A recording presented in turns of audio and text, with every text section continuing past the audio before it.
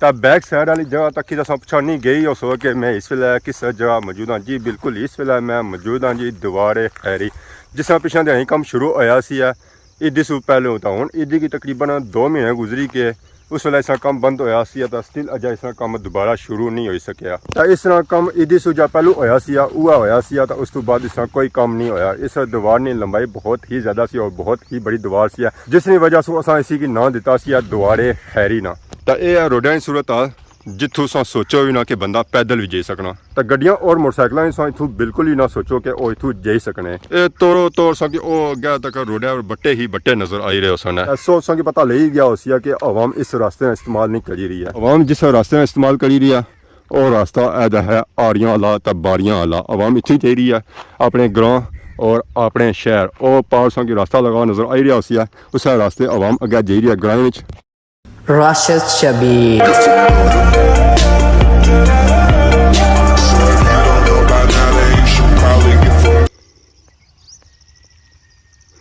अस्सलाम वालेकुम and good morning. Soni खिदमत एक और बनाई नहीं बुला के हाजिर होया। उम्मीद करना सो सारी ठीक ठाक सो है जितना भी सो अपनी जिंदगी ऐसे तरीके नाल गुजारने हो सो। इस वेले मैं मौजूद हाँ अपने गाँव खैरी बाला। तो बैक साइड वाली जगह तक की पछानी गई उस वक्त कि मैं इस वेले किस जगह मौजूद हाँ जी। बिल्कुल इस वेले मैं मौजूद हाँ जी दीवार खैरी, जिस तरह पिछले दिन काम शुरू होया सी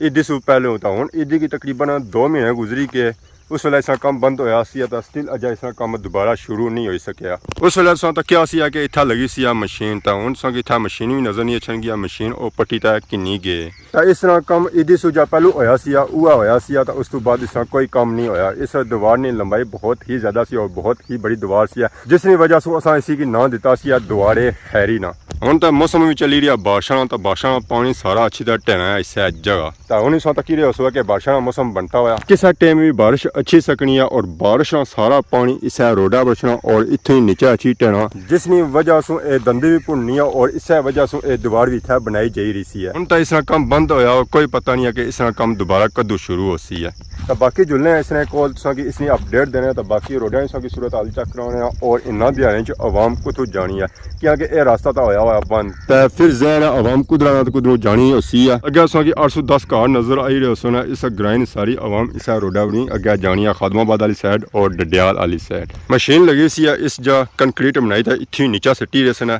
तो दीवार चेक करो ये दीवार इन्ना सिर्फ बनादा पड़िया इसनिया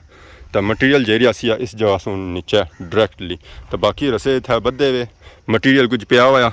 रेतू और बजरी ना। तो बाकी इस तो अलावा कोई मटीरियल नहीं ये उन्हें पता नहीं कदों कम इस दोबारा शुरू हो। बाकी इस जगह से खड़े तक रहे उस ये खड़े थे बनते बारिशा पानी सारा इस जगह से नीचा टेना तो वह पार सो की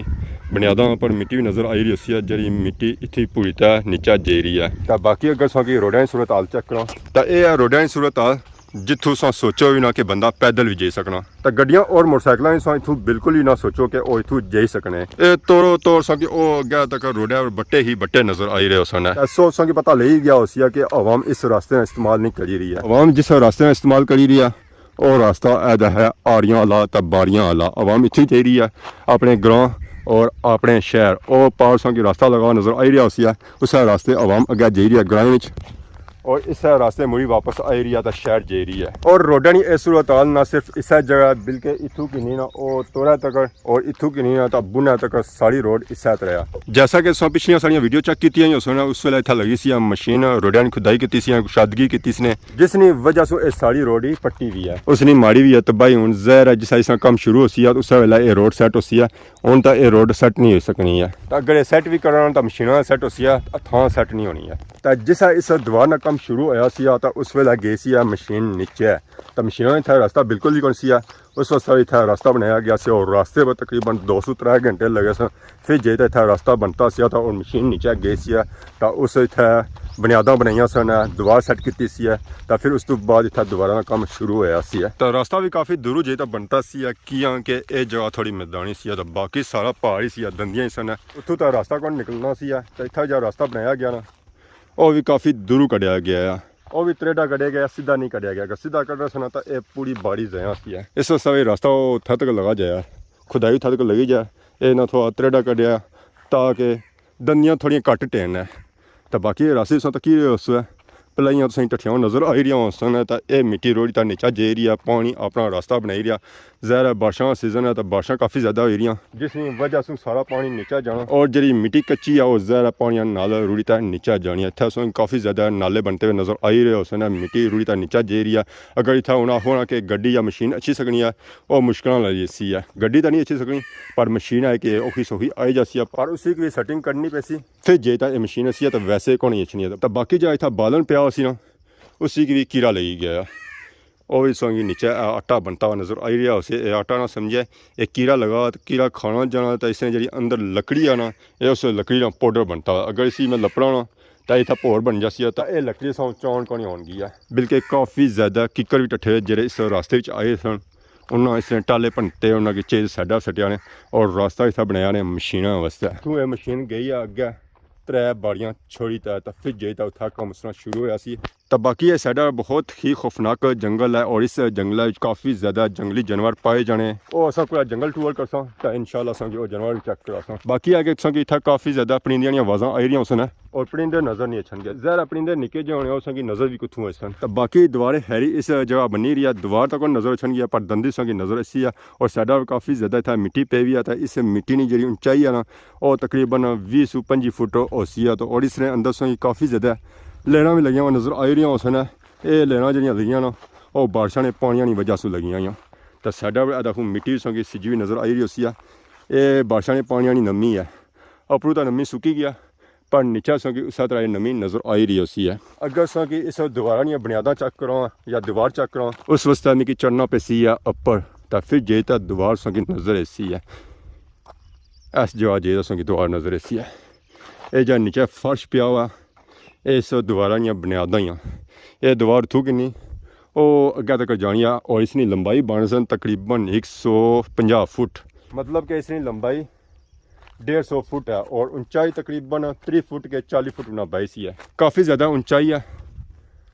अपर भी तकने वास्ते एक बार सर ऐसा अपर चढ़ना पैना फिर जेता एक सिरा नज़र रखना लंबाई भी सो चेक करी किनो और ऊंचाई भी तकी किनो कि कितनी ज़्यादा है दीवार जब कम होया ना और सिर्फ बुनियादा तक होया तो बाकी होना तक है इसना कम दोबारा कदू शुरू होना है फिलहाल तो इस कम की लगी गई ब्रेक और ब्रेक लगिया वहाँ तकरीबन 2 महीने गए इस बाद इसना एक तिनके ना ही कम नहीं होया तो जी था मशीन सी मिक्सिंग वाली और मिक्सिंग वाली मशीन भी ना पट्टी खड़ी है तो बाकी उन्हें बारिशां आई रही तो बारिशां की वजह से दंदियाँ भी पूरी नीचे आई रही और जी साइडा मिट्टी पे भी है ये मिट्टी भी रुड़ी तो उत्थे ही जे रही है तो अगर इसका कम दोबारा शुरू होया भी ना तो इन्हें की काफ़ी ज़्यादा इसकी सफाई करनी पैसी है तो फिर जेता इसका काम शुरू होसी है तो बाकी अवाम इलाका के अगे भी मुश्किलों का सामना करना पैना सी तो हूँ उन्होंने मुश्किलों का सामना करना पैना क्योंकि और लोगों दी बाड़ियों जे रहे अजय तो फसल को रड़ी है जब फसल रड़ीगी ना तो उन्होंने काफ़ी ज़्यादा मुश्किलों का सामना करना पैसी है क्योंकि इतना हूँ और आड़ियाँ कोड़ियाँ जड़ियाँ इन्हों की जे अगे रोडा पर जोर होना है फिर उन्होंने इस रोडा पर जाना पैसी है इसमें सफाई करनी पैसी है तो फिर अपने घरों और अपने शहरों में जे सकने तो बाकी अगर सो इस जगह सो इस दंदी की ऊंचाई चेक करो तो यह सो ऊंचाई चेक कर सकते हो कि कितनी ज़्यादा इसकी ऊंचाई है बहुत ही ज़्यादा इसकी ऊंचाई है तकरीबन 40 फुट इसकी ऊंचाई है और लंबाई भी काफ़ी ज़्यादा है बारिशा की वजह से ये दीवार बननी रही है तो हम बारिशा दोबारा स्टार्ट हुई हुई तो बारिशा का पानी भी इस जगह नीचे अच्छी टेना है तो अल्लाह खैर ही करे कि यह दंदी इस टिकी रहे कोई नुकसान ना होया और जल्द से जल्द इसका काम दोबारा शुरू हो जाए और अवाम इलाका या मुश्किल जितनी है वो कम हो जाना बाकी मैं इतना आया अगे पिछा ना मैं मुआयना किया इतना तो काफ़ी ज़्यादा वीडियो निकली सकनी जंगलों पर भी हो सकनी है रोडा पर भी हो सकनी है परिंदियां पर भी हो सकनी है जानवरों पर भी हो सकनी है और यह जो खौफनाक घरों पर भी हो सकनी है अगर मैं इतना नज़र दुराई सी है विच असा की कोई एक चीज़ नज़र आई सी है